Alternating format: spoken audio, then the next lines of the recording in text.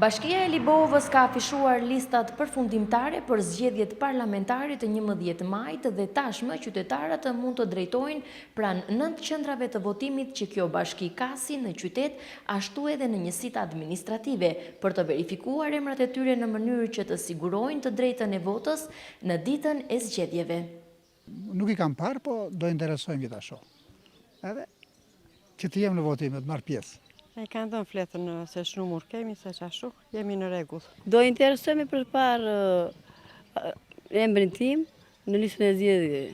Kryetari i KZAZ-s Liboov Arjan Çano ka bërë të ditur se listat e zgjedhësve janë afishuar në të gjitha qendrat e votimit dhe se në territorin e bashkisë Liboov në këto zgjedhje nuk ka mbyllje të asnjë prej qendrave të votimit.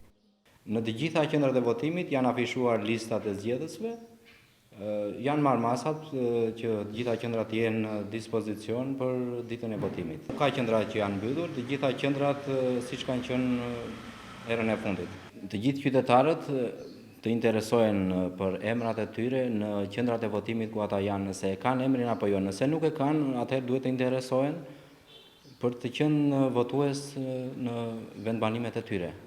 Në bashkinë e Liboovës janë regjistruar gjithsej 5332 zgjedhës të cilët pritet të japin verdiktin e tyre më 11 maj.